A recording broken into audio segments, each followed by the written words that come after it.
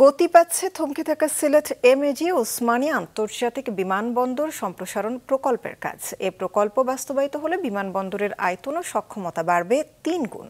সিলেট থেকে staff reporter শুভ্রদাস রাজনের তথ্য, ছবিতে ডেস্ক রিপোর্ট। সিলেট ওসমানী আন্তর্জাতিক বিমানবন্দর সম্প্রসারণ প্রকল্পের প্রথম পর্যায়ের কাজ শুরু হয় ২০২০ সালে। তবে ভুল নকশা ও নানান জটিলতায় থমকে যায় এ প্রকল্প। এতে বিমানবন্দরে বাড়ে দুর্ভোগ। আমি সেমপিনিয়ার টিকিট নিয়েছি, আমি কানেক্টিং ফ্লাইট নিয়েছি, তাইলে আমি ঢাকাতে ইমিগ্রেশন করবো কেন? আমি কুয়েতে যাত্রী, এখন আমি কুয়েত থেকে আসার পর ঢাকাতে আমার ইমিগ্রেশন করতে হয়, একটা হয়রানি। সেখান থেকে আমার লাগেজ রিসিভ করতে হয়, আবার নতুন করে ডোমেস্টিক দিতে হয়, তো এটা আমার জন্য একটা ভোগান্তি। কুয়েত থেকে এই ঢাকা থেকে ইনো আইয়া এখানে আইয়া আমরা মাল পাওয়া যায় না, আরও 1 ঘন্টা 1.5 ঘন্টা এখানে ওয়েট করা লাগে, এর বাদে মাল আসে, এর বাদে যাওয়া লাগে আমরা বাড়ি।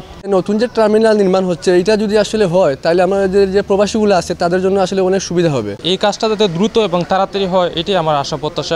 নকশা জটিলতা কাটিয়ে অনেকটা নতুন করেই শুরু হচ্ছে প্রকল্পের কাজ। তাতে প্রকল্পের মেয়াদ ও ব্যয় বাড়তে পারে।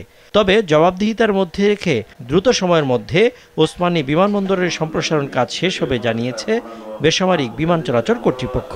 2020-এ যে প্রজেক্টে যেটা ছিল এস্টিমেট কস্ট, 2024-এ কিন্তু এসেও এস্টিমেট কস্ট হবে না, 26 পর্যন্ত সব কিছু আপনারা জানেন কি পরিমাণে বৃদ্ধি পেয়েছে। তো ওনারা যারা কাজ করছেন তাদের জন্যও তো একটা সমস্যা, কারণ তারা যে রেট কোড করে কাজ করেছেন এখন সেই রেটে কোড কাজ করা ভেরি ডিফিকাল্ট।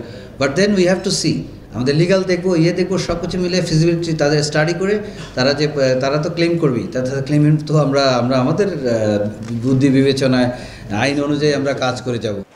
2116 কোটি টাকার এই মেগা প্রকল্প বাস্তবায়ন করছে চীনের ঠিকাদারি প্রতিষ্ঠান বেইজিং আরবান কনস্ট্রাকশন গ্রুপ। প্রকল্প বাস্তবায়িত হলে বিমানবন্দরের আয়তন বাড়বে ৩ গুণ।